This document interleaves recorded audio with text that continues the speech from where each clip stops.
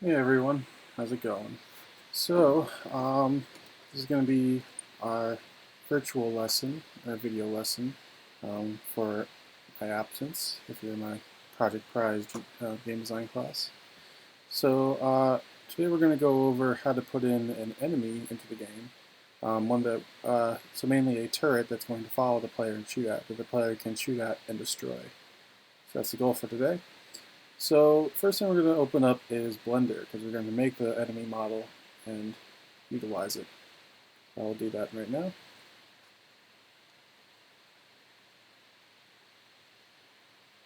Alright, we're over here in Blender. Okay, so this cannon is going to be made out of two pieces. There's going to be a base and the actual head of the turret that will fire the bullets. So let's get started with that. I'm going to get rid of this cube because I want to use that for now. So I'll press X, right click on the cube or left click on the cube and hit X to delete it. X on the keyboard. Back and turn on that setting. Come back to it. All right. So first part here is the space of the cylinder. So I'm going to add in a cylinder object. The mesh cylinder. There it is. And I'll start by making sure this is centered on the screen. So I'll set the X position to 0, the Y and the Z to 0. There we go, now it's in the exact center. Alright, I'm going to make this a little bit bigger using the scale tool. We use the big circle for that. And I'll also make it a little bit squatter because that works. There we go. Alright. So it's a fairly simple shape. I think I'll add a little bit of detailing to it just so it looks a little bit more interesting. So I'm going to go switch from object mode to edit mode. And I'll start with the edge loop tool here. So I think I'll make one edge here, and then another one here, and another one down there. Alright, pretty happy with that. Now I'm going to select these faces, so I'll move to the face select mode here. And I'll select all the edges going around in a circle. So I can do it this way or hold shift, but the easier way to do it is to hold the Alt key on the keyboard, or the Option key if you're on Mac, and click on the edges like so. And then I go hold shift and Alt to select all the edges going around another circle. So now I have those selected. And next thing I'll use is I'll press W, or right click if you're using the left select, on the keyboard to bring up the face context menu. And then there's an option here for Extrude Faces along normals. I'll click on that, and I'll shrink this a little bit. And let's see, actually, yeah, I'll grow it actually. I like to look at that. And it just adds a little bit of nice detailing to the space. It's a little more interesting. And then one more thing I'll do is I'll switch over to the edge select mode, hold Alt and click on this edge, and then go down below, hold Shift and Alt and click on this edge. Now I'll use the Bevel tool, which is this one here. If I use that, I can create a smoother corner there, and it just improves the shape ever so slightly. Go back to object mode, and I'm left with a base for my cannon. Simple enough, this will spawn in and it'll stay put while the cannon rotates around. Alright, next up I'm going to make the head of the cannon. So this is the part that's actually going to spin around and look for the player. So what I'll use for that is I'll make a cube. I'll start with that. So we'll do a cube. I'll make sure it's centered, just like the cylinder. 0, 0, 0. Now I'll move this up and stick it right up there, right above the base. Okay. So as far as what this is going to look like, I'm kind of imagining a kind of like the Death Star, if you've ever seen Star Wars. They have those the square cannons with the two turrets coming off of it.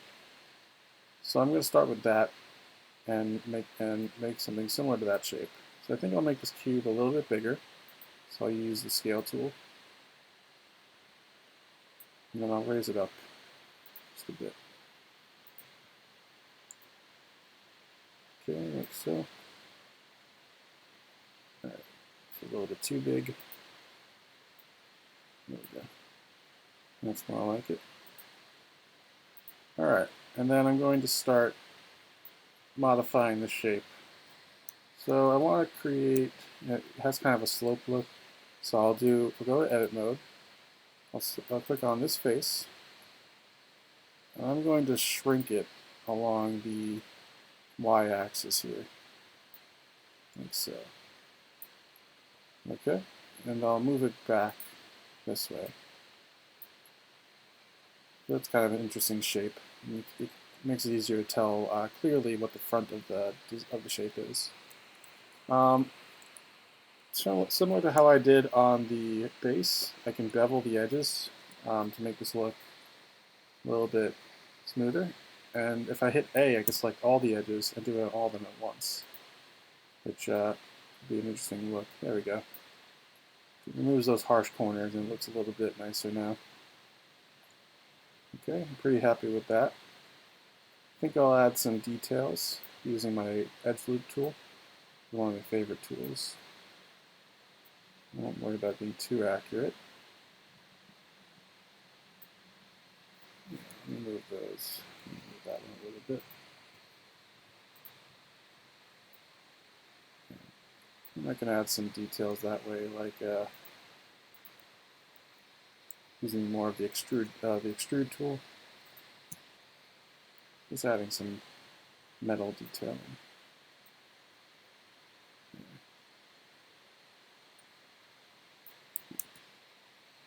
That's the case. I have to use the extrude along normals, otherwise it will only go in one direction. There we go. Alright. It's a little bit weird. It kind of clips into the model now. I'll just move that up to remedy that. There we go. Alright. So that's pretty good for the body of the cannon. And this will rotate around quite nicely now. Alright, so now I need two more objects for the actual turret barrels that are going to shoot the bullets. So to do that, I'll make some more cylinders. So I'll go Add, Mesh, and then Cylinder. Looking good. So these, this one I will rotate 90 degrees on the x-axis, this red line, so that way it goes forward, like so. And I can move this into place. Definitely too big, so I'll change that. There we go. See, put two of them on there, that's what I want. Make it a bit longer. Using a green square. And I'll move it into place.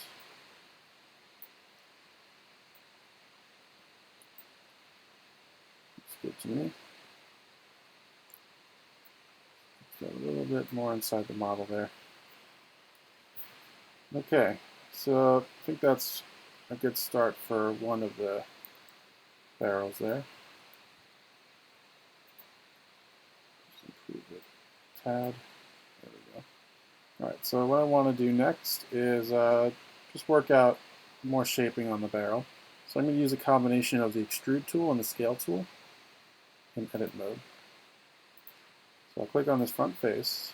First I'll use the extrude tool, bring that out. Then I'll use the scale tool, make it bigger. Don't go too much, that should be good. More of the extrude tool, going out this way. Alright, use the extrude tool again. Then the scale tool. Alright. And then one more tool I'm going to use is the Inset Faces tool, which will allow me to make a separate face inside this one. And then one last use of the extrude tool to go inside the model like so. I'm going pretty deep. I think that's good enough. And there we go. Looking pretty solid there as a turret. I'll go back to object mode, and I'm pretty happy with that. Alright, so next up, I'm going to duplicate this and make the second gun barrel. So if I go up to Object and then Duplicate, I'll have another one. So I'm moving around here. I want this to end up in the exact same position to make things more accurate. So I'll just right-click to put it back where it started. So now they're both kind of in the same spot. Now, to move it to the other side, I'll do this mathematically. I want to move it to the opposite side of the x-axis, the red line. So that means whatever the x position here is, I'll just reverse it. So right now it is negative 0.6643. I'll just change that to positive 6643. There we go. Alright, it's looking good. Lines up nicely there. Alright, so here I have the turret. I'm going to add a little bit more detailing to this just to make it look nicer, namely materials. So I want this to look like a metallic object. So let me start with that. I'm going to start on the base here. Now let's pick a couple different shades of gray to make this thing. So click on the object I want, then I go over to the materials window down here, which is the checkered blue checker ball here. And I'm going to need a new material. So I'm going to call this, once it saves there,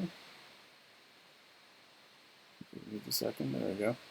I'm going to call this light bluish gray, or whatever you want to call it. So this would be my light gray color. Before I actually make the material, let me switch over to the materials preview mode so I can see the materials on the object. Up here are the 4 windows. And I'm going to select a color. So I'm going to go with, like I called it, a bluish gray. So I'll go with a light blue color here. I'll make it a bit darker, like so. Now, I want this, I'm fine with the roughness of it, but I want this to be more metallic. So I'll bring that up and add some make it more specular so it's shiny. And I'm pretty happy with that. Now I have this detail going around the side of it, so it'd be nice if I gave this a slightly different color, more of a dark gray. So I'll change that. I'm going to go over to Edit mode. I'm going to select all the faces I want to change their different colors. So that's, I'm holding down Alt, click on these ones, hold Shift, this one, and this one. Alright, now scroll back up here. I need to add a second material to the same object. So I'll click the plus sign, make a new one, and I'll call this dark bluish gray.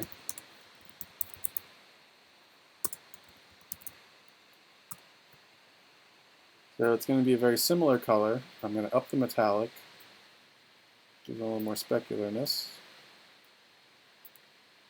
Then I'll change the base color to that same bluish gray, but I'm going to make it much darker color. So I'll bring it down to there. Now to assign it to the faces that I have selected, I just hit the Assign button right here. Now when I do that, I'm left with 2 different colors here on this object. And I'll stick with those 2 colors for the rest of the object as well, just to keep it simple. So let me start with this one. First I'll add the light bluish gray color, using this button here to select the materials I already have. And then I'll click plus and add in the dark bluish gray. Now I just need to go into edit mode and select the faces I want to change to that. So I think I'm going to go with these bands going around the side. So I'll hold Alt and select all those faces. 1, 2, 3, and 4. Alright, and then I'll just make sure I have like dark bluish gray selected and hit Assign. There we go. And the last one that needs color is the cannons here. So I'll start with this one, add the light bluish gray, and I'll make the heads of the cannon dark bluish gray.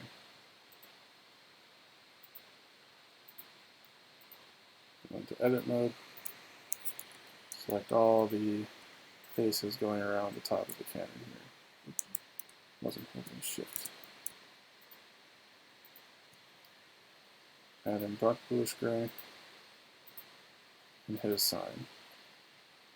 Not worrying about the inside. Actually, the inside I'll make dark bluish gray as well, because it makes sense. It's inside the cannon, so it would be darker. Yeah, that's good. All right, I'll do the same thing on the other turret.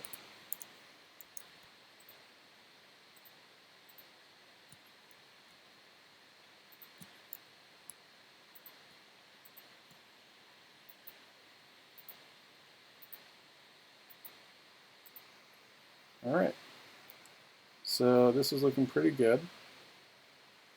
I'll just do a few last minute things to get this thing ready to save and export. So first thing, let me rename some of these objects. I'll go back to the main object properties here, this orange square. I'll change this to turret base. Change this to turret body. And this one will be right cannon and left cannon.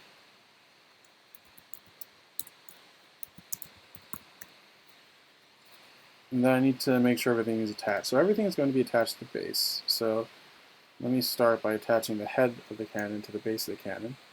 So I do that by right-clicking on the head of the cannon, then holding Shift and clicking on the base of the cannon. So the head of the cannon should be red, the base of the cannon should be orange. This one, then this one. And then I press W or right-click if you have left select on. I'm going to do Parent, and then Object. So now the turret body is connected to the turret base, so it'll go wherever that object goes. Next, I need to attach the cannon, the barrels to the body of the cannon. So I'll select both the cannon barrels, hold Shift, get both of them, then hold Shift and click on the turret body. So the barrel should be red, the body should be orange. I'll do the same thing. W or right-click, Parent, Object. So now everything is in order. If I rotate the base, everything will follow. If I rotate the body, the barrels will follow, and the barrels can do their own thing. What I'm actually thinking they'll do is they'll just do something like that, like retract as they shoot. This is a nice visual touch to that. Alright, if that's the case, I'd say this is pretty good. I can do File Save. Make sure I save this as a proper blend file. Call this turret enemy.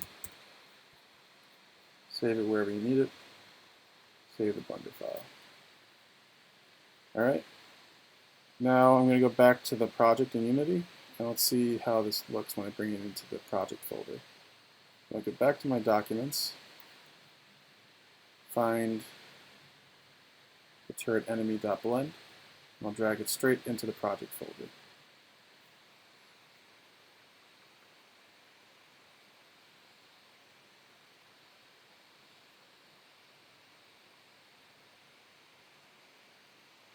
Alright, seems to be in there. Now when I drag into the scene, it looks pretty good, although we're definitely going to have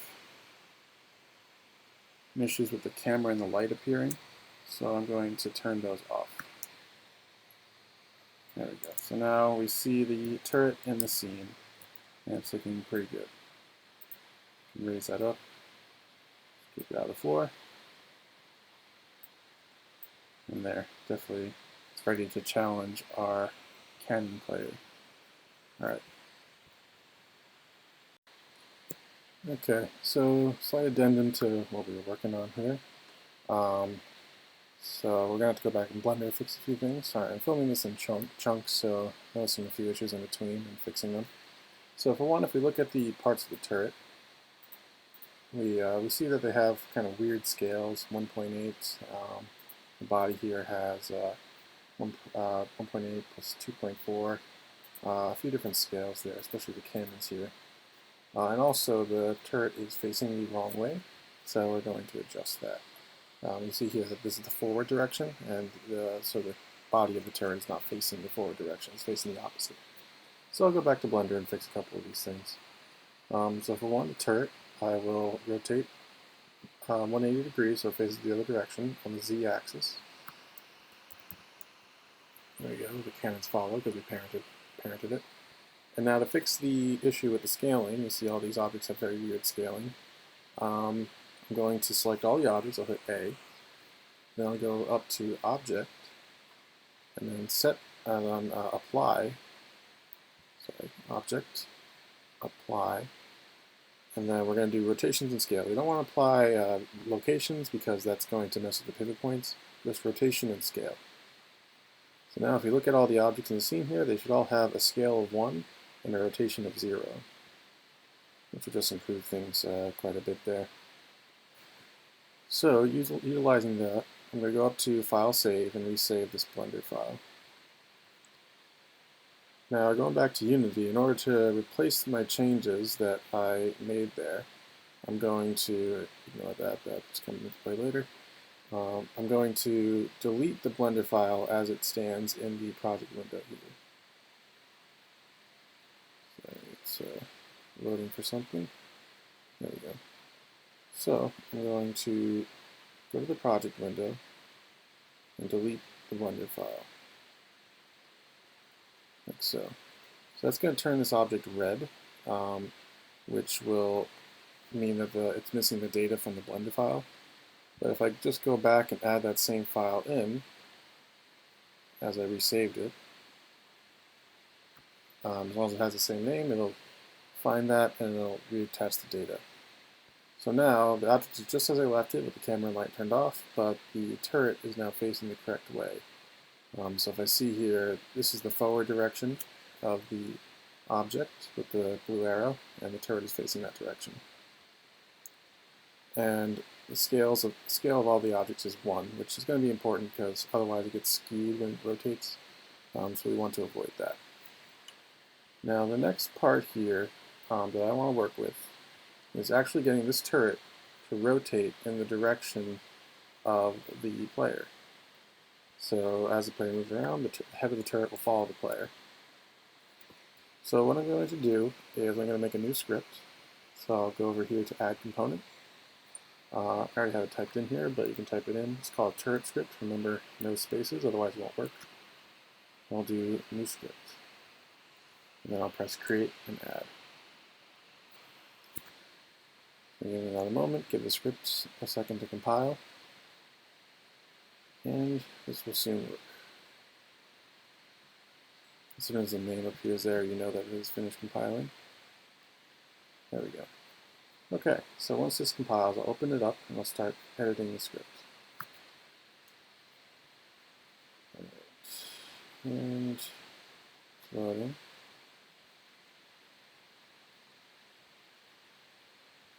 Try opening that again. There it is.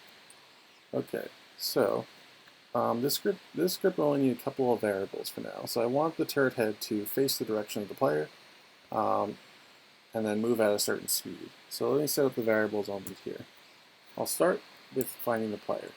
So I'll do a public game object, and then call this player.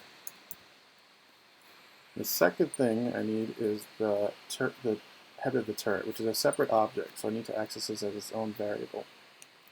So I'll do this as public game object, turret body. Alright. Now the last thing I'll need, actually I think that's it for now. It works. Okay. So let me just start with that. So what I want is to tell the turret body to look at the player. So we have a function for that. We've done that before. It is transform. Sorry, let me do this first. Turret body transform.lookAt. Okay, and I want to tell what to look at, and what I want to look at is the player transform.position. So we use that function for the camera. We're just telling the object to change its forward direction to look at wherever the player is. All right, simple as that. We'll save that up, and then we'll go back to Unity and set this up.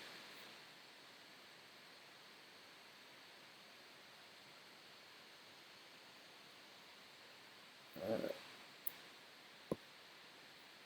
There's a script, and there's the two variables I want to use right now. So the player is pretty obvious. I have to drag in the player character into that. Now the turret body is the object that I want to rotate in the direction of the player. So it's not the whole turret, it's just the turret body part, which is that part of the object. Okay? It's in there. So let me see what happens now when I play the game.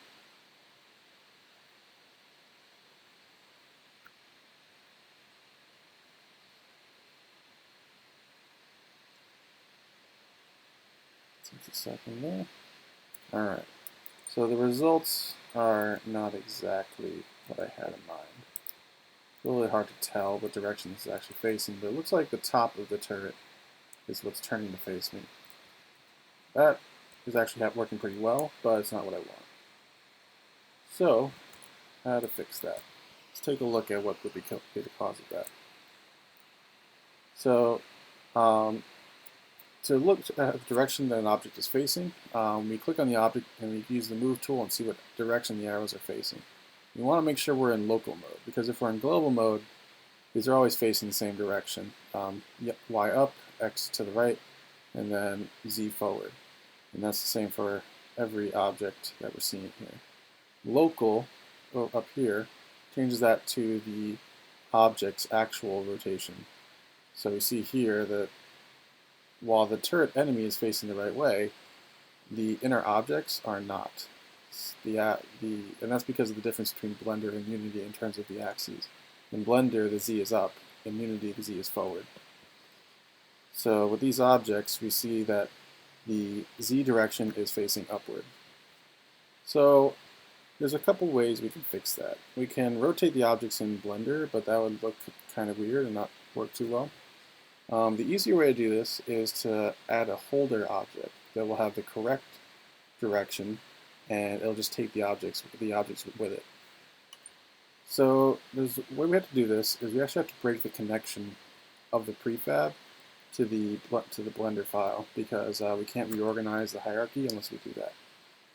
So to do that, we right-click on turret enemy, and there's an option here to unpack from the prefab. We don't want to do unpack completely because that'll get rid of the blend file, just regular unpack.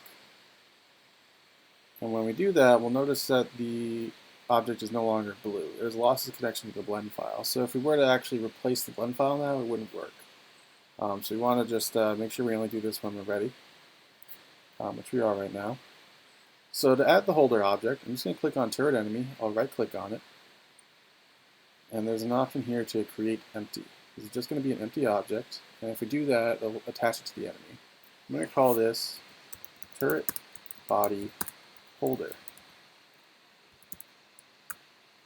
Just like so. So as we click on this turret body holder, we have local selected. We can see that the axes of this holder object are matching the original turret enemy. They're the same. So that means that the forward direction is correct.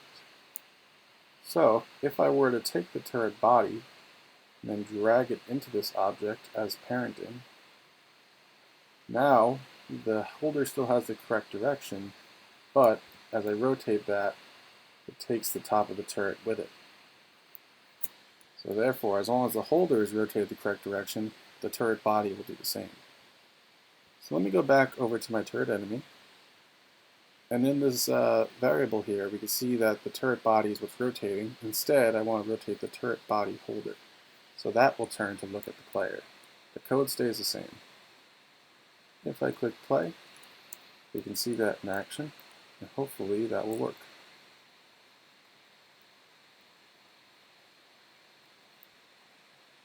And yep, it works like a charm. So the turret does its thing, rotates towards the player, always looking at it, and mission accomplished there. Even follows it up in the air. Might not want it to do that, but I think for now it works pretty well. Yeah, if you're in my morning class, I don't think you actually have jumping on the character yet. I added that for my afternoon classes as this project, but doesn't matter too much. It'll work the same. Okay, so now how do I work out shooting? So I want the cannon to shoot at the player at a set interval over a period of time. So how I want to set that up is first I want to make an animation. So the animation, as I said in Blender, would probably be just a simple thing of the cannons retracting one by one, taking turns, until they, and shooting a bullet each time when they do that. So I can set that up as an animation. So I'm going to add this animation to the turret enemy object. Make sure that the positioning of everything stays the same. So the main object is fine. I will add an animation component. So to do that, I'll go to the animation window. If you don't have that, access it from here. Yeah. Click on Create Animation. This is the only animation that the turret will really have. So I'll just say turret, keep caps lock on, turret, fire, cannons. We'll save it directly to the assets folder, which is fine. And with that there, now I can start the animation. So like I said, simple animation. I don't want to mess with any other part of the cannon because otherwise it will restrict the program movement of it. So I'm just going to add the animation to the cannons. So to make this work, I'll hit the record button, make sure I have that. Everything will turn red once the record button is selected. And I'll make the animation. So what I'll start with is I'll take one of the cannons. I'm going to retract it inward as if it's spitting out a fire bullet and retracting as it does so. So we'll do that. Okay. And then I'm going to move over to frame, I'll say 45, because it's going to slowly return back to its original position. So I can try to move it that way, but that's not very precise. So what I'll do is I'll just copy the first frame, hit Control-C or Command-C if you're on Mac, and then paste that over to frame 45. So I'll do Control-V. Okay, so you can see that in action. The cannon retracts. I can change the speed of it if I want. Maybe I want to happen a little bit faster there. Yeah, I like that a bit better because it looks more forceful. Alright, and then I'll kind of mix these up. So before the cannon even returns back to its original position, I'll make the other one fire. So I'll go to frame 30. Actually, let me go to frame 25. Yeah, I'll do 30 first. Go to the other cannon and retract that around the same. So it looks about right. Yeah, that almost matches the position of the other one. Okay, and then same process, I'll go another 45 frames. So if this is frame 30, then it'll be at 65. And I'll paste that first frame of that's the right cannon, I think. Command-C, Command-V, or Control-V, Control-C, Control-V. Alright, so the timing is a little bit weird here. It's because this cannon starts going back while the other one goes back. I want that to be a 5-second delay. It's a 5-second animation. So I'll also paste that first frame right here. Control-V. Command-V on mine, but Control-V for Windows. So this one goes back and retracts. As that one's coming back, this one will then retract all the way back and then slowly come back to the start position. So this is how the whole thing looks. So when the cannon goes back, a bullet will fire out of the cannon there. Alright, so that's looking pretty good. And it'll do that every few seconds, not constantly, otherwise it would be pretty hard to dodge. Okay, I'll leave that playing for a second, and then just match up the frames there and go through slowly. So it goes back, starts coming back, and in the meantime, in that 5-second span, the other one fires back as well, and slowly returns back to its original position. Okay, so I'm pretty happy with that firing animation. So now let me get started on the actual bullets, because we can't make it shoot anything if we don't have anything to shoot. So what I'll do for that is I will make just a sphere object. I don't need to put too much effort into this in Blender because this is just a fast-moving bullet the player is going to avoid. So I'll do a 3D object and I'll create a sphere. So this sphere is over here. Alright, I'm going to call this bullet.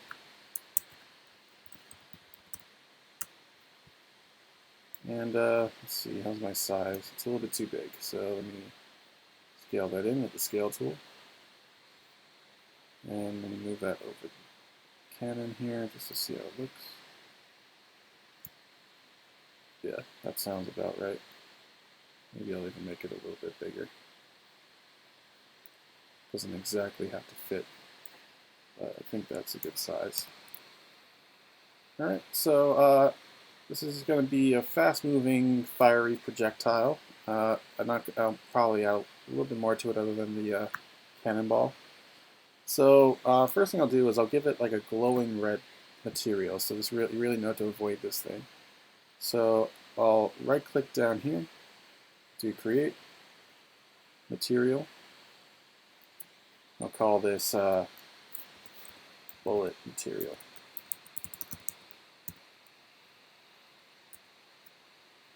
I want this to be a bright red.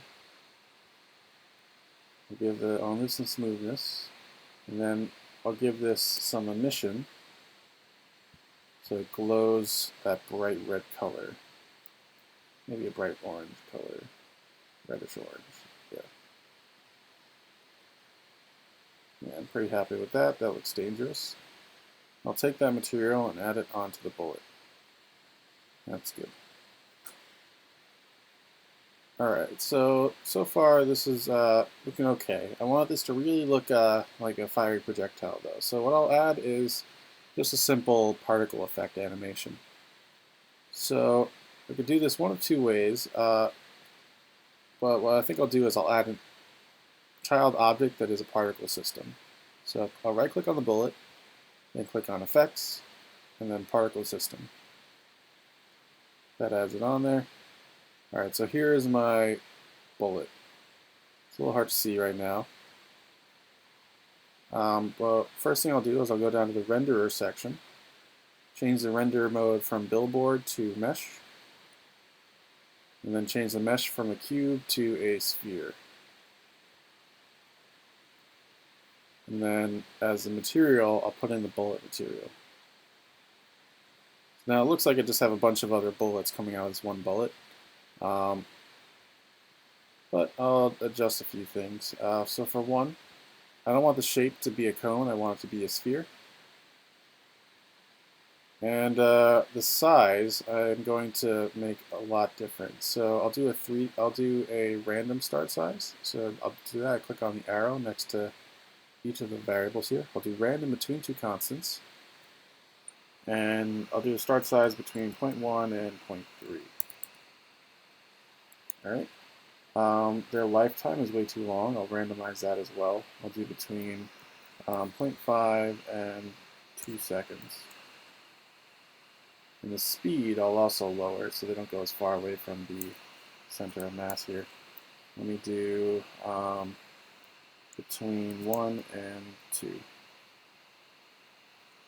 Yeah, too much. Let me go between 0.2 and 1. There we go. think that's good. Maybe I'll vary the size a little bit more. 1 is way too big. Let me go 0.5. There we go. I think that's better. Another thing to change is the radius. If you see some of the particles are coming out from outside of the bullet, not exactly what I want. So I'm going to lower the radius so it doesn't, so it's more inside the bullet, like so. That's what I want. All right. So now as I move the bullet around, that's the particles. Let me try bullet. Oh, can't test at the same time. But this bullet's going to be moving at a very fast speed. So I don't want the particles to follow the bullet. I want it to look like it's leaving a trail, almost like a comet. So to do that, I'm going to change the simulation space here from local to world. So as I do that, it will now follow around. In fact, if I move this particle system now, you can see the trail forming. It'll follow the bullet instead, but you get the idea. Last thing I'll do, just to make this look a little bit nicer, is I'll change the size over lifetime. Using this graph, I'll make it start small. I'll right-click to create a new point, and then get bigger, and then it'll decrease back down to nothing. Okay, that's good. And I can also make some more particles appear by going to the emission section. So rate over time here, that's how often a new particle will appear. Let me up that to 20. There we go. So now when I move this thing around, you see there's a lot more particles, and it gets that trail going a lot better. And now it'll follow the bullet as well. Alright, so just a basic particle system there. Doesn't have to be exactly like mine. But it's attached to the bullet, and it's spitting out particles. Alright, so last thing I'll do for the bullet is I'm going to put a script on it. So I'll say add component, and I'll call this bullet script, like so. And I'll do create and add.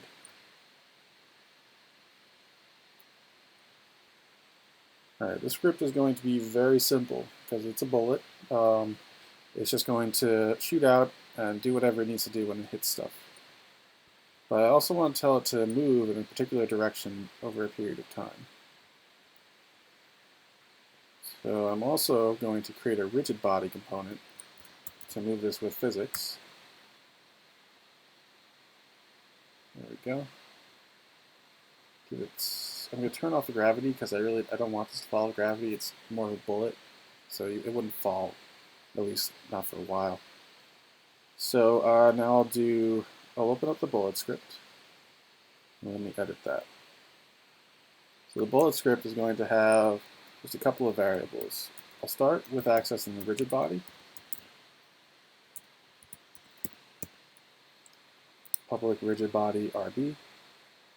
Then I'll make a speed variable for how fast the bullet moves. Public float for a number. I'll do shoot speed. And then that should be good for now. So as the bullet updates, let me do fixed update because this involves physics.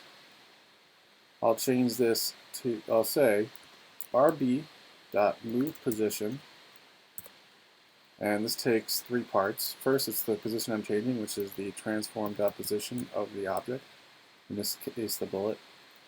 I'm adding it to the direction I want to go, which is just the transform.forward of the object. And I'm multiplying it by how fast I want to go, which is shoot speed.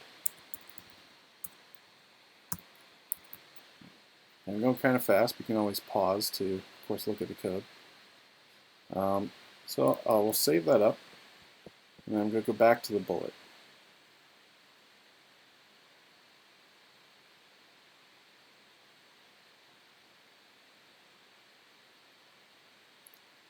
Alright, give it a second to compile.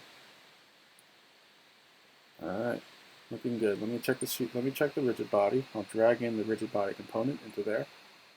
And then the shoot speed, I'll just set it to 1 for now and see how that looks. Let me hit save while I'm at it, just so I don't lose any progress. And then let me see where the bullet goes.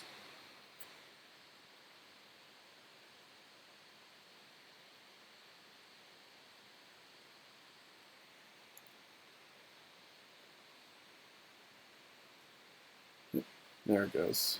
A little bit fast, but that's more. It definitely works, and it's more. It's better to check to test the speed and adjust it while the actual turret is doing its thing, so I know if the player is able to dodge it. But in the meantime, that's looking good. So now that this bullet is how I want it, I will take this and drag it into the project window to create a prefab out of it. So there it is. It has turned blue, which indicates that the prefab is made, so I can safely delete the original. And that's looking good. Alright. Alright, so now we're going to get started on the actual shooting mechanics of the turret. So first thing I'm going to modify here is the turret animator. So I'll open up the animator window. If you don't have that, go to Window, Animation, and then Animator. So we'll go straight to that window, and we'll see what we have here. So this turret, we only put the one animation on the turret fire cannons. So I want this animation to fire every few seconds and then go back to normal until the next volley. So I'll start. What I need first is I need an empty animation where this thing's just not going to do anything.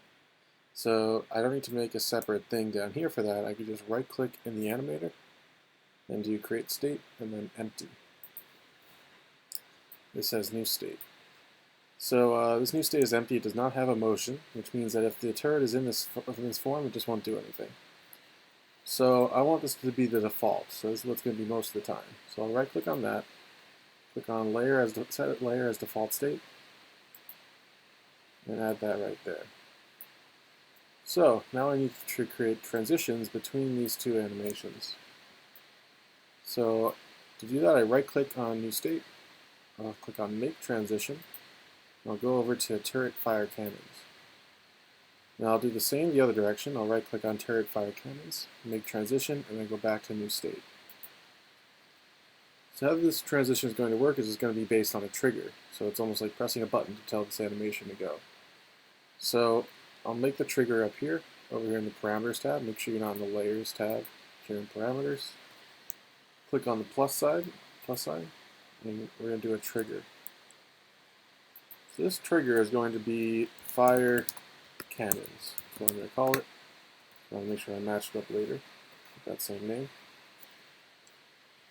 Alright, so the process of how the animation is going to work is the transition between this empty state to the fire cannon state, which is this one, is going to be called using this trigger. So whenever this trigger is called, this transition will happen and it'll change animations. So to work with the settings here, I'm going to remove the exit time. This will mean that there's no delay for the start of the animation. It won't wait for the animation to finish. And the condition will be fire cannons, just like so. So if that trigger is called, this transition will happen. Now this transition I want to happen automatically after it's done with the turret fire cannons animation. So I don't need a condition for that. The only condition I need is has exit time, because then we'll wait for that animation to finish. I'll make sure it waits for full time, so I'll change the exit time to 1. The transition duration doesn't matter too much, but there we go. So that's the transition, and we'll watch that in action once we finish setting this up. One more thing I forgot to do is if I find the turret animation I set up in the project window, all animations have this triangle icon, so find that there. I want this to not loop. I only want this to play once whenever the fire timer gets set. So I will turn off loop time on the animation. Okay, now with that, we can get started on coding this properly. So we have the animator attached to the turret, and we have the turret script. Let's reopen the turret script. Let's start working on it some more. So I'm going to need a couple more variables for this. For one, if I need to play the animation, I need to access the animator component. So I will do public animator, and I usually call animator variables anim. Now I need to know how often I'm going to shoot. So I'll say public float shoot timer and shoot timer max. This is how often, it's the same, there we go. This is how often it'll shoot. So timers have two parts. Alright, so as the game progresses, let me change this to fixed update while I'm at it, just keep it consistent. So, as the game progresses, the shoot timer will decrease. So we'll say shoot timer minus equals time dot delta time. And that'll make it go down by 1 every second. Secondly, I want to check when the shoot timer reaches 0. So I'll do an if statement for that. If shoot timer is less than or equal to 0, put 2 brackets. Okay. So if the shoot timer is less than or equal to 0, I want to play the animation first and foremost here. So I will say anim to access the animator dot set trigger, and the trigger I'm looking for is shoot or fire cannons, I think it was called. Alright, let me save that up. I'll double check that later. But in the meantime, once the shoot timer reaches 0 and it does the animation, I want it to reset, so it'll wait another period of time before it fires again. So that's what the shoot timer max is for, because it's a set number I can set it to. So I'll say shoot timer equals shoot timer max, whatever I decide to set that as in Unity. So with that, I'm ready to work with this in Unity.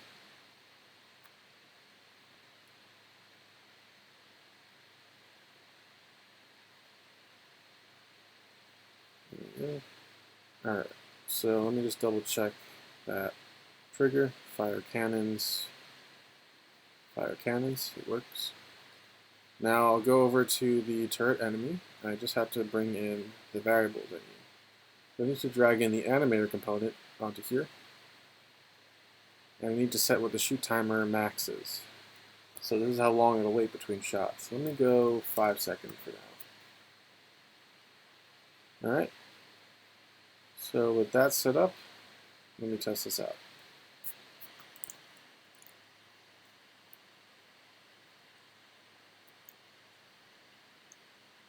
Alright, so it's looking at me, and then every 5 seconds, it does the firing animation.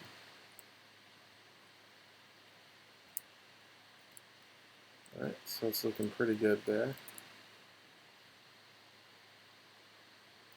Okay, I'm happy with that. So, but that's just the animation. How do I actually get the bullets to pop out of this thing properly? So I don't want to really mess with timers too much there. I have 2 different barrels of the turret. I want them to each spit out a bullet at the right moment. So I can tie this into the animation in a simple way. So the turret goes back here, and then over here the other turret goes back. So I want one to fire here, and then another fire here. So here's where I'm going to use something known as animation events. So how this works is first I have to go over to the code. And let me start up coding in the bullets. So I need to have access to the bullet prefab so I know what to spawn in. I'll do public game object, and I'll do bullet. Now I also need to know where the bullet is going to come from. So I'll keep this simple for now, and I'll just say that it's going to come out of the 2 cannons, the 2 cannon barrels. Might not work exactly, but it's a start. So I'll say public game object barrel 1. I'll do left barrel and right barrel. Make sure it ties together there. Alright, and that's good for now. So now I need 2 separate functions if I want to separate these out. So I'm going to make a new function down here after void update, after the brackets in void update. I'll say public void fire left cannon. put in 2 empty parentheses there to finish off the function, and then a pair of brackets. So this function will tell the turret to fire a bullet out of the left cannon barrel whenever we tell it to do so. So how that's going to work is I'll make a temporary variable, say GameObject new bullet,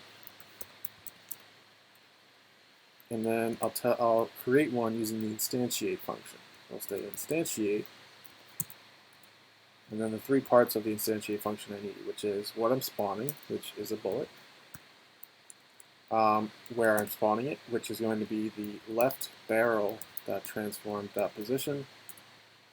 And I'm not going to worry too much about the rotation of it, so I'll just say bullet.transform.rotation. So that spawns a bullet at the turret. Now the only other thing I want to do with this bullet when it comes out is I just want to make sure it's facing the right direction. So that direction is going to match the forward direction of the turret body. Wherever that's facing, the bullet will go the same direction. So I'll say new bullet transform forward equals turret body transform forward. So it'll always face the correct direction as soon as it comes out of the cannon. Now the next thing I'm going to do with that is I'm going to make another function that's very similar, but it'll come out of the right cannon barrel. So I'm going to copy this whole function. I'll do Control-C and Control-V right afterwards, and I'll just swap this out. So I'll do, instead of left cannon, I'll do right cannon. Instead of left barrel, I'll do right barrel. And everything else should stay the same. So now I have these 2 functions. So where do I want to call these functions? That's going to be as part of the animation using animation events. So let me go back to Unity and set this up. First, let me set up the variables before I forget. So, a moment.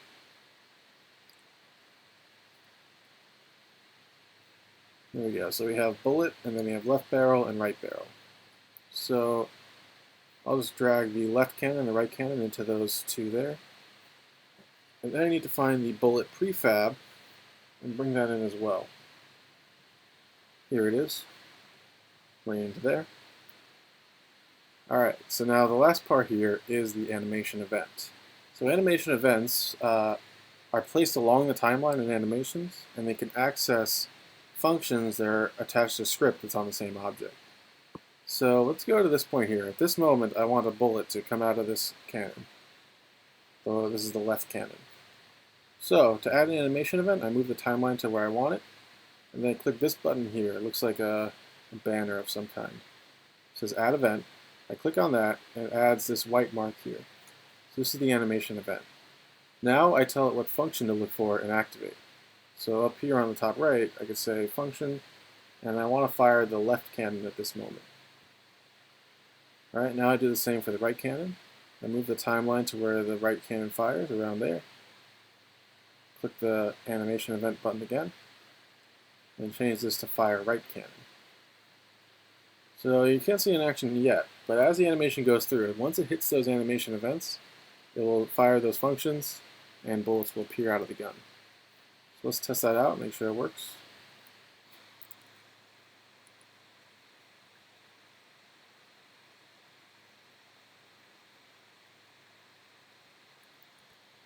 Okay. Seems to be looking pretty good as far as what I want out of it. Now, another thing I'm seeing is these are definitely, they're flying all over the place. I think I want to adjust that.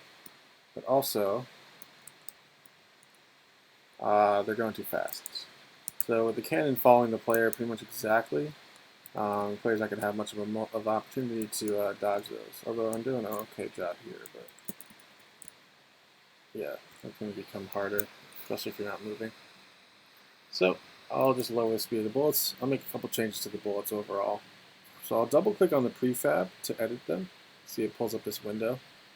So a speed of 1 is too fast, so let me go with a speed of 0.5. Another change I'm going to make is instead of this being a dynamic rigid body, a regular sphere collider, which acts as a wall, so if it hits stuff, it'll bounce off and go in different directions. I want this to be a trigger because the bullets are only going to do one thing. They're going to hit stuff and then disappear. I don't want physics necessarily working on these. Because bullets go so fast, they tend to ignore physics. They just kind of do damage. So let me try that again and see if it's a little bit more manageable. Okay, and as they come out of the turrets, it looks pretty good. I don't have to worry about making a separate spawn point for them like I did with the player. They appear pretty nicely. Alright, so as long as you stay moving, the bullets will not hit the player. If you stop moving, of course they will.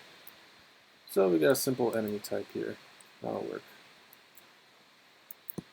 Alright, so speaking of the dealing damage and hitting the player and hitting the turret, I suppose we'll start with those mechanics, working out the health and damage systems. So I'll click play again, and I'll get started with that. Well, I'm going to do one more thing on the bullet before I forget. Same issue we had with the cannon. These bullets are going to stay around forever if I don't get rid of them. So I'm going to open up the bullet script, and I'll add in a new variable for lifetime. Public float lifetime. Alright, that'll be whatever I set it to, but that's going to decrease over time. So I'll say lifetime minus equals time.delta time. And I'm going to say if it hits 0, it destroys the object. So if lifetime is less than or equal to 0, destroy game object. So the bullet will be destroyed. And I'll just set what the lifetime is in Unity.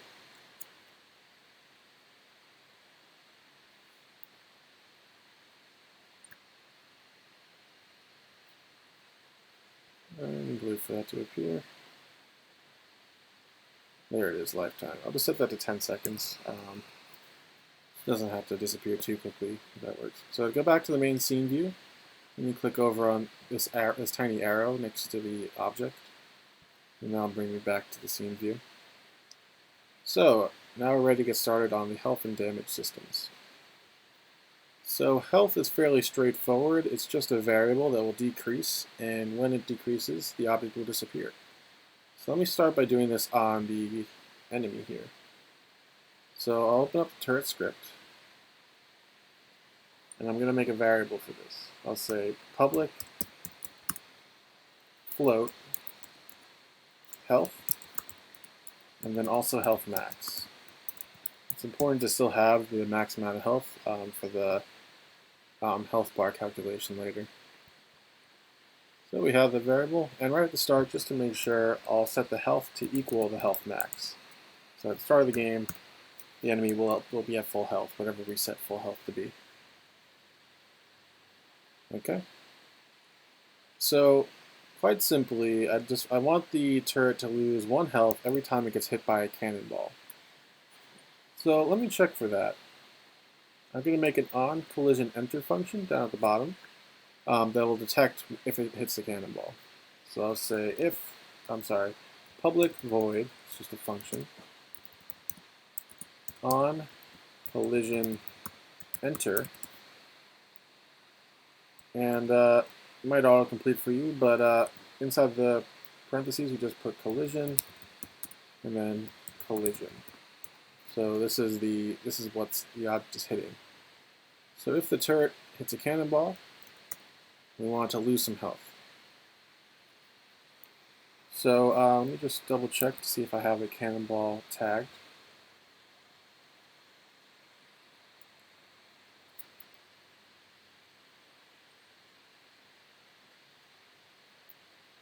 Let me find the cannonball prefab.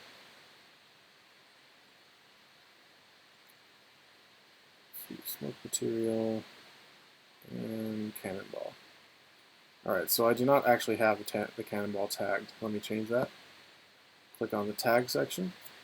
I'll make a new tag for cannonball, like so. Then I'll click back on the cannonball and change the tag to match that. Okay. So, back over to the code. I want to check if what is hitting the turret is a cannonball. So I'll say if collision dot game object dot tag equals exactly the tag I just wrote, cannonball. Make sure it matches exactly, and then end off with a pair of parentheses. So if the turret is hit by a cannonball, which will only happen once because of what we did with the turning off the trigger, the health will decrease by 1. So I'll say health minus equals 1. Alright, so we don't have a visual way of indicating this, but I'll do one thing. If the health reaches 0, I will destroy the turret. So back in fixed update, because we're checking for this every frame, I'll say if health is less than or equal to 0, then we are going to destroy the game object, just like we did with the bullet. Alright, if that's the case, I think this is going good. But I do have to set up a couple of things in Unity. For one, we need to set a max health of some kind. So how much health the turret's going to start with. I'll say for now the turret can withstand 3 shots before it explodes. So I'll click on the turret, and the health max I will set to 3. And as we set it by the code, the health gets set to the health max at the start. Now, if I click on this turret, I can see that there's actually no colliders on this or any of the objects. There's a bit of a problem there. So let me set that up. For the turret, for both of these, I think I'll just do I'm just going to add one to the turret body, because that's what you're mainly aiming for. So I'll do add component, and I'll add in a box collider. Yeah, actually, what I'll do is I'll add that to the turret enemy as a whole, so it doesn't have to detect things in a certain way. I'll just do box collider. Now let's see how that looks. Very small. Extend that out. Yeah, it's a little hard to see, but that green box is the collider for this turret. So let me move that up, make it bigger. Just make it so it collides with whatever. There we go. And extend it out this way as well. Alright, so that's a pretty solid collider on that. Doesn't matter which way it's rotating, it's going to stay in the same place. So this thing will now have a box collider. Alright, so let me see if this works. What I'm going to do is I'm going to turn... Actually, I'll just play the game and see if the turret dies.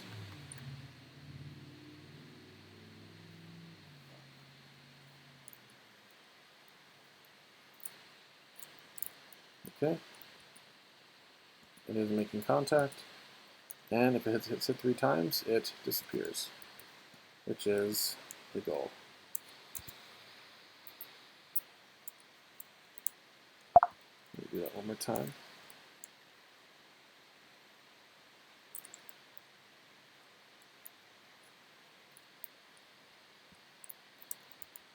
Okay. I'm good so far.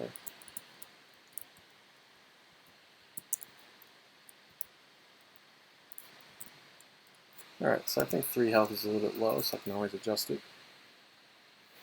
So I'll go over to the turret enemy, and I will change the health to 5. Alright, so this is going well, but so how do we indicate the health of the turret? How many times we have to shoot it to destroy it? Well, that we use a health bar for. So the way I want to do this health bar is I want to create a cylinder above the enemy that will indicate the health bar. So I could use a normal cylinder like in Unity, You don't have to copy this, but if I add in a cylinder this way, make it taller, and rotate it outside, could work pretty well for that. But if I decrease the size of the cylinder, as I want to do to indicate the health, you can see that it decreases from the center, which, if you've ever played Skyrim, is how they do it, but it's not exactly a common way of doing that. I want this to decrease from the corner. So there's a couple ways I can do this. For one, I can use another holder object to make this work. So let me click on this, let me leave the cylinder here. I'm going to call this health bar. And then, let me just make sure that this is a decent size. It's a little bit big. Yeah, I think that's better. And I'll make sure it's centered on the character here. Yeah, it's probably more like that. There we go. This is going to hang out above the turret's head. There we go. And I think I'll even use the same bullet material on this, just so it looks red like a health bar. Yeah, I'm pretty happy with that. So now I'm going to make a holder object for this health bar. So I'll click on the health bar. I'll click on the health bar, and I'll right click and do create empty. I'll call this health bar holder. So this puts it at the same position, which is nice, but I actually want it to be reversed. I want the, I didn't name that properly, health bar holder. So I want to actually reverse this. So I'm going to take the health bar holder and remove it from the health bar, and then take the health bar and attach it to the health bar holder. So now this is attached to that. So before I attach the health bar, let me move this to the side of the bar. So I'll take that, and I'll move it down to here, right to the edge. Now I'll attach the health bar. So now when I change the scale of the health bar holder, you can see that the health bar decreases in a more realistic way.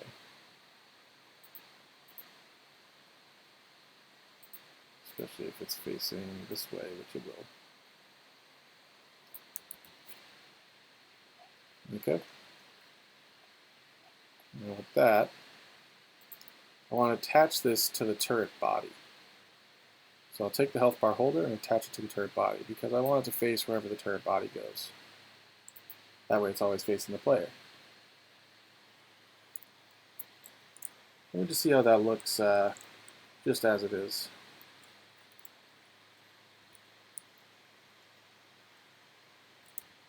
Alright, that looks pretty good.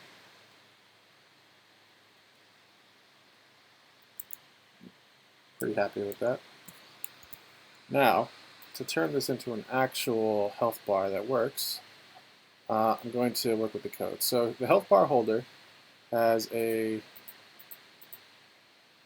well, the scale is a little bit off here because of how it's attached to the character. But if I leave it out here, let me adjust that. Yeah, I want to make sure the scale of the health bar holder is 1 before I do anything with it. So let me change that to 1. Then I'll redo that process. Attach the health bar, attach the health bar holder. Okay, now the health bar holder has a scale of 1, which is a lot better. So the health bar holder has a scale of 1, and this looks like it's on the y-axis, which I'll need to access later. So if the health bar is at full health, then the scale will be 1, so it's there. If it has half health, I set the y scale to 0.5, the health bar will have half of its scale. And if it's at 10% of its health, 0.1. So the math is fairly easy on that. So that's how we're going to translate this to the code. If I open up the turret enemy now, I'm going to reference the health bar. So I'll say public game object health bar. Okay, so how am I going to indicate this? So the health bar will have a scale of x of 1, z of 1, and y will change depending on the percentage of health I have left. So how we write that is we say health bar dot transform dot local scale, changing the scale of the object, equals new vector 3, and then we write out the 3 parts of the vector function. So the x, like we said, it stays the same, so it'll just be 1. The y, I'll just put y for now because it's going to be pretty crazy, and then a z of 1. So whatever the y is set to is going to match the health of the character. So how we get a decimal percentage out of any number, or any two numbers, is we just divide the larger number by the smaller number. Or actually, sorry, the smaller number by the larger number. So if we divide the health by the health max, we'll get that decimal percentage. So if the health max is 5, and the health is 5, if we divide 5 by 5, we get 1. If the max health is 5, and the health is only 2.5, then that is, and we divide 2.5 by 5, we get 0.5. So it's exactly half of it. So that's how we get the percentage working there. So I'm going to save that up. And this depends on whatever the max health is. If the max health is 50, and you divide 50 by 20. If you divide 25 by 50, same thing, you get 0.5. So it's all the same. It's dependent on what the health is, independent of what the health is. Let me try this out and see how this works.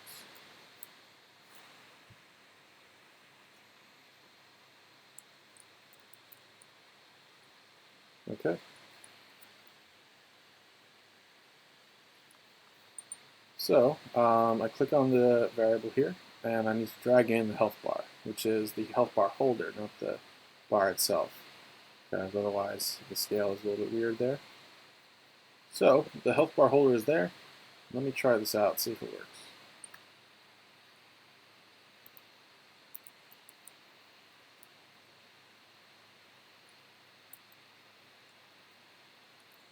Alright, so the health bar is looking the same, which is a good sign. Now, when I hit the turret once, the health bar goes down by half of its total bar there. Alright, that's looking pretty good. And when it goes down to 0, the turret disappears. Alright, so I'm happy with that. Now I'm going to make one more change. So when a health bar goes down, usually you see where it came from, like the full bar. So what I'll do is I'll duplicate this health bar. I'll create another one. I'm going to call this health bar empty. So I don't want this attached to the health bar holder, because then it'll go down with the health bar itself. So I'm just going to attach this to the turret body by itself. And so this bar, let me hide the health bar for a moment. So it's still there, but I want this to be just a neutral, like a darker color to show how much of the health bar is gone. So I think I'll use the cannonball material that I set up. I'll actually use the smoke material. That's a good one. So I'll put that over there. So now I have this semi-transparent black bar here. So if I bring the health bar back, and then I decrease the size, I can see what the total length of the health bar is supposed to be. Yeah, like so. It's actually a little bit, it's making the red a bit darker because it's larger. So if I put that back, make it a little bit smaller, now it doesn't cover it. It looks very nice. Let me see that in action. So that'll stay following the turret as well, but it won't be affected by the size because it's not attached to the health bar holder.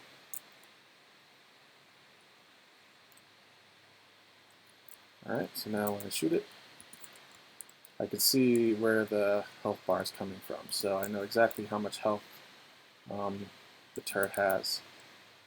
which of course, a very useful thing when you're finding it. Alright.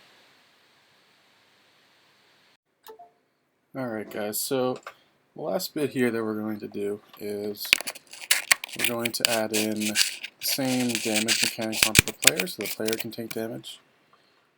And then we're going to work on making these enemies appear in multiple locations throughout the level. So I'll start by opening up the player script. So I'll go to player, and I'll do this on the movement script. I need a whole new script for this. Edit that, open it up. Okay, so just like on the enemy, I'm going to give the player a health variable of a float, health, comma, health max. Alright, that should be good. And I'll come back to this for now. Now I'll make using the on collision enter, it's not going to work too well because what I made the bullets is a trigger so that they don't use physics to fly with anything. So there's another function called on trigger enter that works the same way, but it works with triggers. I'll say on trigger enter. And I'll do collider. I'll call this collider. Just like with the on collision enter function, it works the same way. So before I continue with that, let me go back to Unity.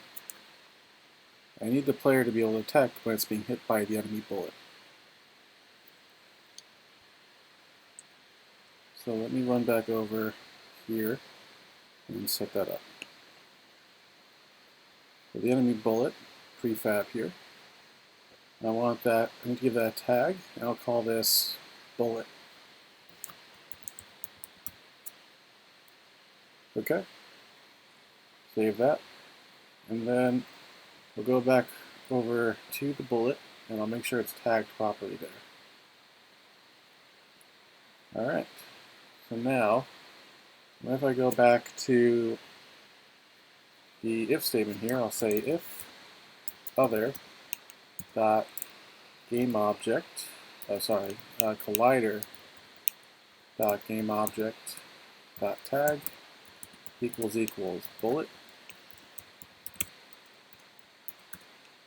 Then I want to do two things. First thing is I'll destroy the bullet. So the first thing I'll do is I'll remove some health from the player. So I'll say health minus equals 1, and then I'll destroy the bullet. So I'll say destroy collider dot game object. So therefore the bullet will disappear. Now one more thing I'm going to do here is I'm going to set the health to equal to health max at the start of the game. There we go. Now I'll save this up and go back to Unity.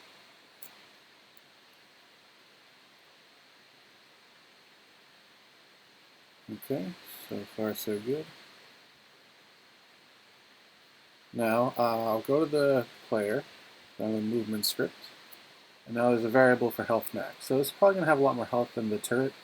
I'm going to go with 25 health, so it could take 25 hits before death. Okay, so what I'll do is I'll unmaximize on play, and I'll just see if the health variable goes down when I get hit.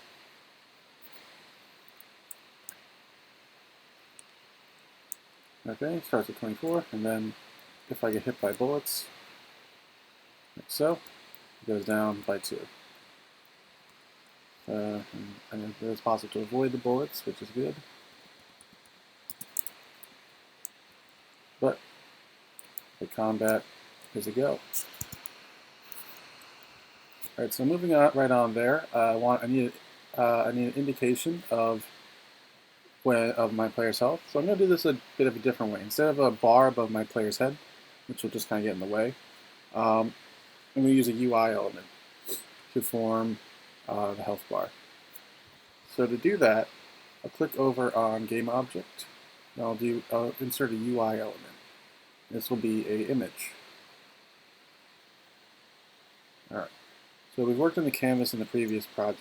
It's a larger screen up here. We added the cursor onto this as well. So I'm going to do, the canvas is already set to scale screen size, so that's good. All right now I'm left with two images here, so let me just rename this so I don't get confused. I'll call this crosshair, and this is going to be the health bar. So I'll call this player health bar. I'm going to take this health bar, I'm going to put it somewhere on the screen. I think I'll stick it up on the top left. Won't get in the way there. And I'll just modify two things. First thing is I need to give this a sprite.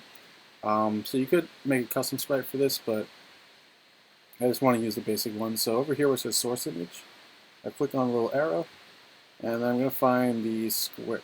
I'm going to need to make a square sprite to use here.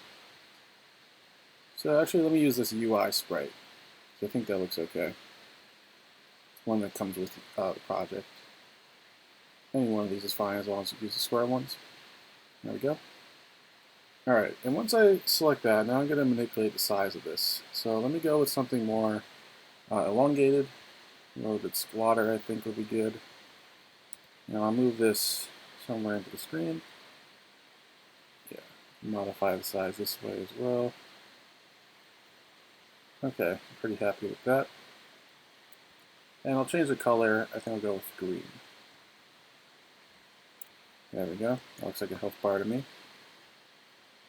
Alright, so the easiest way to do this is UI images can come in a specific type known as filled, which is easier to manipulate in the way we want. So I'm going to change the image type from slice to filled. And there's a few options here. So now this opens up this fill amount. So right now it's at 1. If I decrease this, you can see the bar kind of going around in a circle like that because it's set to radial 3D. So what I want is a horizontal fill. And now when the bar goes down, I can see it decreasing that way. So that works a little bit better as a health bar. Let me just modify this somewhat. A little bit shorter there. Yeah, it's not perfect, but I think it gets the job done. Alright, so the bar decreases, indicating the health. Now before I finish up with this, I'll do the same thing I did for the enemy health bar. I'll duplicate this. I'll call this player health empty. And I'll change this to a darker color here. Slightly transparent as well. So that's that. And how UI elements work is whatever is on top will be, whatever's on the bottom will be in front of the other. So if I take the health bar and just move it below, now it's on top. So now if I decrease the health bar the same way, I can see where it starts, so I have that same effect as on the enemy turret. And for both these images, I'll just anchor them to the top left so they don't move from the top left. There we go. And there we go. Alright, so now I have the player health bar. Now I just need to access this as a variable. So I'll head back over to the script. And I'm going to access, in order to access the image, I need to be able to access UI elements. So I'll go up top and I'll say using Unity Engine .ui. Alright, now I can use image as a variable. So I'll say public image, and I'll call this player health bar. Spell that correctly. There we go. Alright, so this makes things a little bit easier because what I need to access is the fill amount, and that will automatically scale the health bar appropriately based on a percentage between 0 and 1. So just like with the enemy health bar, I just need to access that math equation to get the percentage. So I'll say player health bar dot fill amount equals health divided by health max. So that gets the same percentage between 0 and 1, and it'll tie it to the fill amount. So now when I play that, or rather after I put in the health bar into the variable, then it should tie into what the player is doing. Okay, so let me go over to the player, and I'll need to drag in the player health bar, which is right here. Alright, so that's looking good. Now when I play this, I should see the health bar going down whenever I take damage.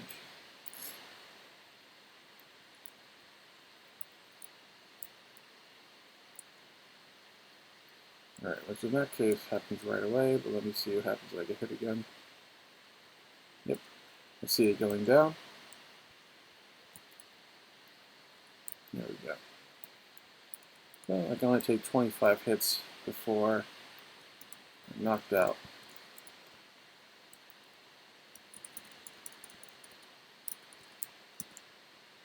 Okay, I'm able to avoid that.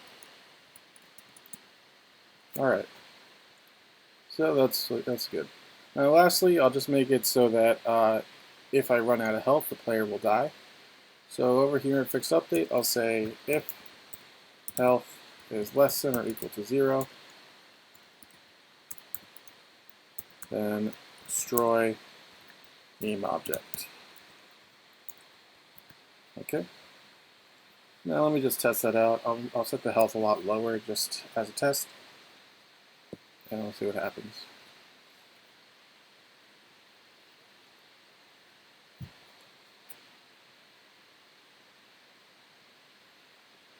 Okay, let me set the max health to 5 for now. Quick play.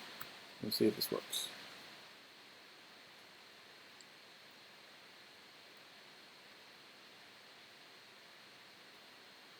Alright, now we lost a lot of health there. Hit a couple more times. One more. Alright, so the game kind of froze up there, and the reason for that is because I destroyed the player and the camera is attached to the player. So there's no camera rendering. That's what happens if you don't have a specific death sequence, but we don't really have time for that, so it'll suit for now. Now the final thing I'm going to do here is I'm going to, first of all, let me put the health back up to 25. I think that's a decent number. Now, I want to make it so the enemies will spawn in random locations, so we have kind of like an endless stream of a wave of enemies coming in. So to start with that, I'm going to take my turret enemy, close it down for now, and I want to make this a prefab. So let me, first of all, I'll collapse this Blender file. And let me hit save while I'm at it. I'll take the turret enemy and I'm going to rename it. I'll call this turret enemy prefab.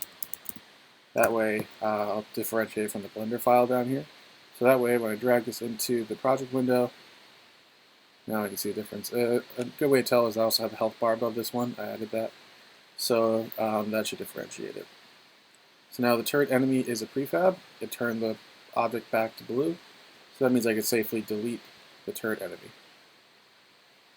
Alright, so now I'm left with a blank scene. Let me get rid of these, I'll leave the cylinders for now. They're kind of interesting.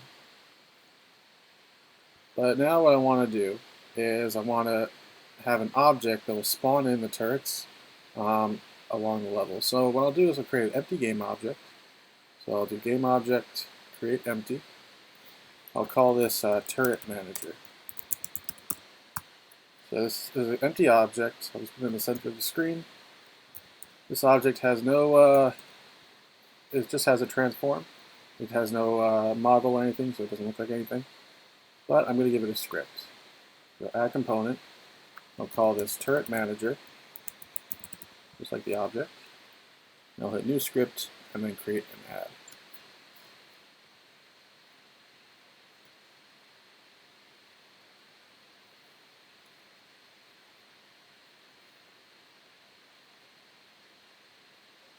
And give it a second to compile. There we go. Alright, so I'm going to open this up. I'll start writing out the script.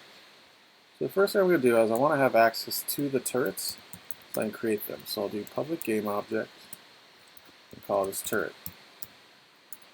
Next, I want to know how often to spit out turrets. So I'll do a float timer variable. I'll do spawn timer and spawn timer max, like so. And last bit of variables, I want to know where to spawn these turrets. So I'll do public float, and I'll actually do a bunch of different variables here. I'll do x, I'll do right limit, left limit, forward limit, and back limit. And then one last one, I'll say Y position. So these will be the possible locations of where I'm going to put down turrets. How far right I can go, how far left, how far forward and back, and then the Y position will always stay the same because it's not going up in the air or anything like that. So setting all those up, I'll say the spawn timer equals the spawn timer max, so it'll wait for a few seconds after the game starts. And then in void update, I'll start decreasing the spawn timer. Spawn timer minus equals time.delta time. Alright, so what I want to do is I'll say if spawn timer is less than or equal to 0, meaning it reaches 0, then I want to create a new turret in a random location. So I'll use a couple temporary variables. First, I want to create a new location to spawn this turret. So I'll say game out vector 3, new position, making this as the timer reaches 0. I'll say new vector 3, and then set up the x, y, and z variables. So the x variable is going to be random. So I'll say random.range, and the range of where it is going to be between the left limit and the right limit. So I'll say left limit, comma, right limit. The y position is going to stay the same, so I'll just set this as the y position variable. And the z limit, the z position is also going to be random, so same thing. Random.range, I'll say forward limit, actually here we go, back limit, and forward limit.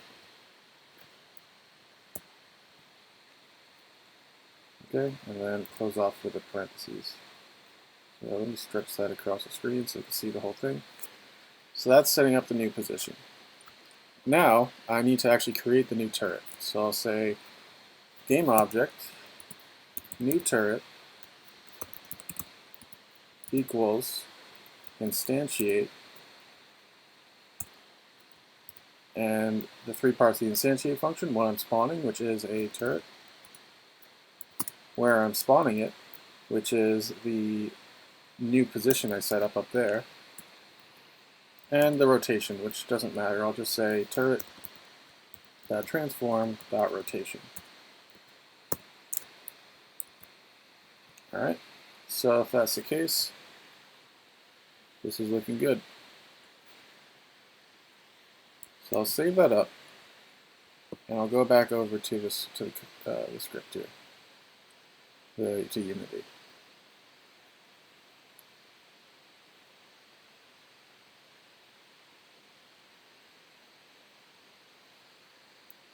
Okay, so looking over here at the turret manager script, you see the variables appear. There they are. So I need to set up these variables. So the first thing is I'll drag in the turret prefab. I'll set what the spawn timer max is, so this is how often the turret will come in. I think I'll go with every 10 seconds. Maybe good. Alright, and now I need to set what the right limit, left limit, forward, and back limit are. So an easy way to do this is if I click on the player, I can test where the player is spawning in. So right now the player is at 0, 0, 0. If I move this all the way to the right, you can see that the player is at, we'll go say 20 before he reaches the edge of the screen. I'll move him back. So that means that I know pretty well what all these numbers are supposed to be now. So these are all going to be 20. So 20, negative 20, then 20, negative 20. So if that's the case, they will all stay on the screen like that.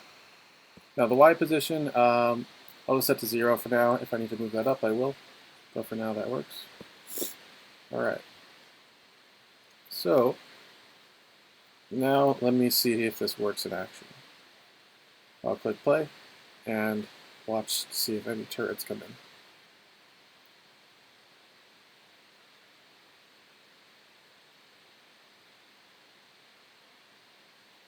All right.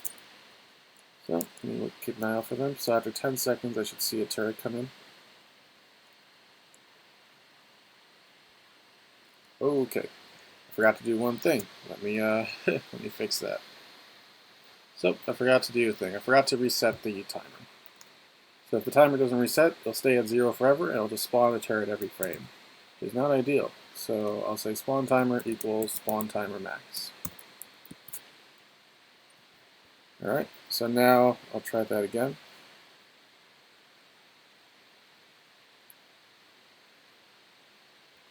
So it'll go back to 10 seconds, and it'll be another 10 seconds before another turret spawns. Let me see now.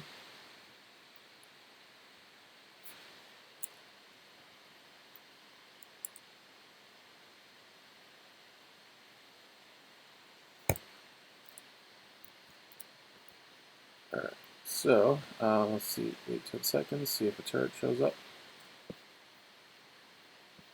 Alright, there's one. Let me take it out. Aha! So I'm noticing an error here. So the turret doesn't know what to look for the player. And that's because, as a prefab, it lost its link to the player. And I'm spawning it in and it has no idea who the player is. So, an error that can be fixed. Let me go back to the script and set it up. So what I could do is I could take the turret I'm spawning in and tell it who the player is. So first, let me make the variable for the player on this script. Public movement script. Actually, this game object is fine. Call this player. And then every time I spawn in a new turret, what I'll do is I'll access that script and tell it what that variable should be set as. So I'll say new turret, get component, turret script, dot player equals player. So whatever I tell the player on this turret manager, it'll assign it to the turret. Okay? So let me set that up.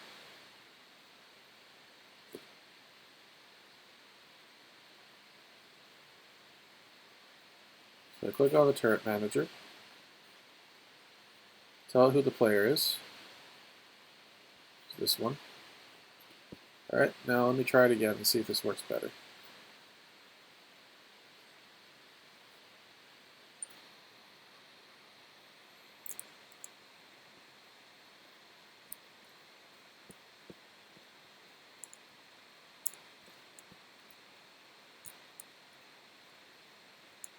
Oh, there we go.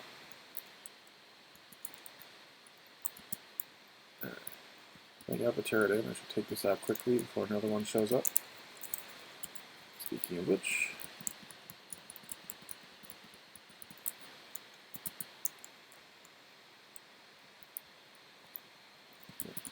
alright, so I got a pretty challenging area here.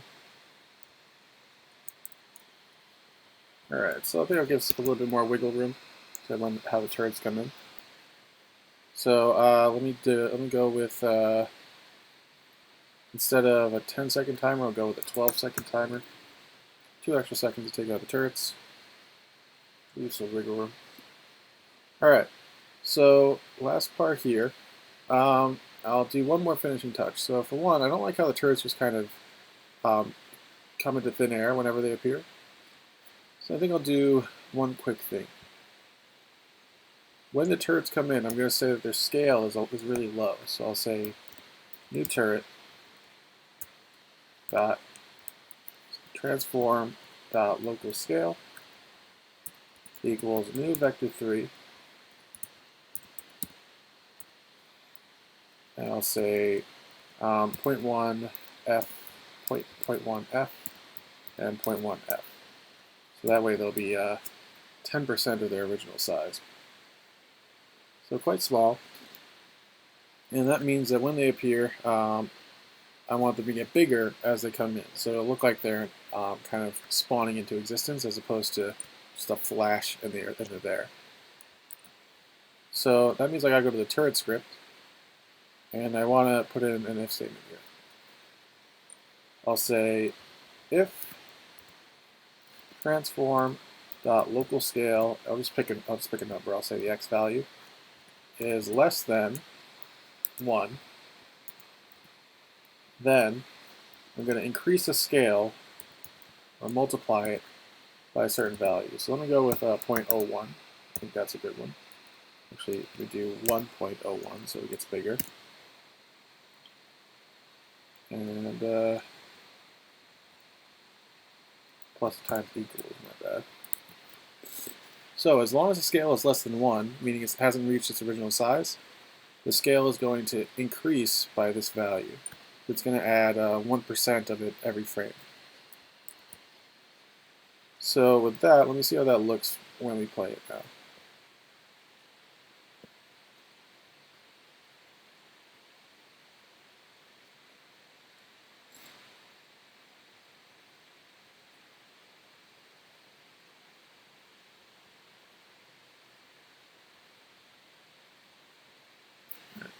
I'll give it 12 seconds, see if a turret appears. And we'll keep an eye out to see how they're appearing, see how it looks.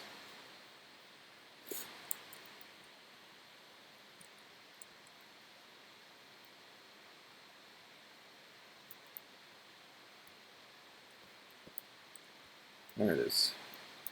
So I see it appear, and it just looks a little bit nicer.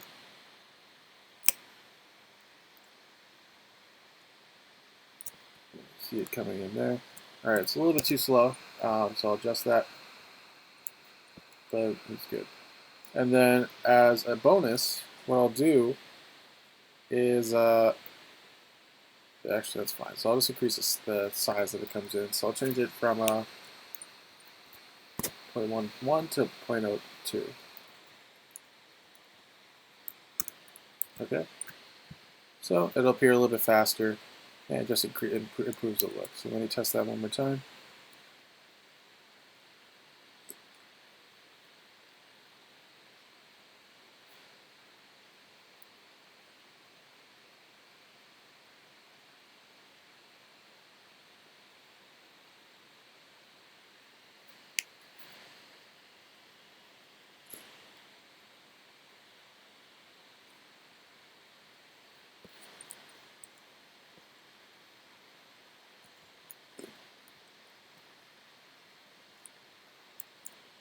Keep an eye out on the level.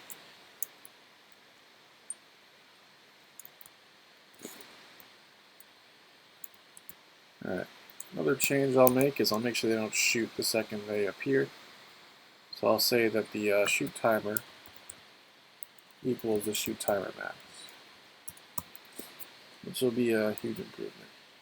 I'll increase the speed a little bit more. I'll go 0.05. Alright, so now everything should look a lot nicer.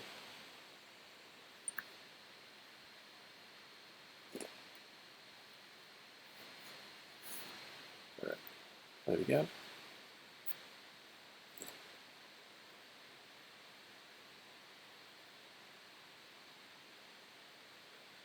It's loading for me.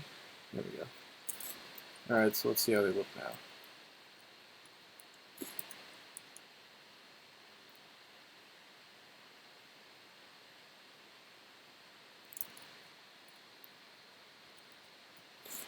There we go. That's a lot better. I think I can clearly see it's working better now.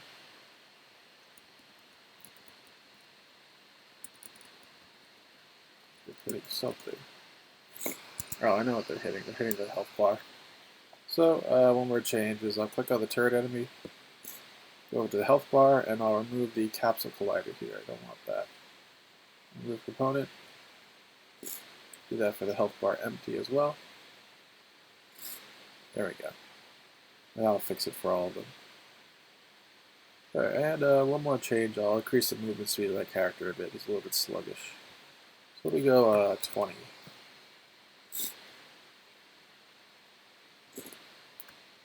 There we go.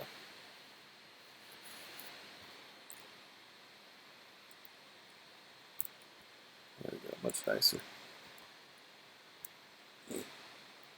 Keep an eye out.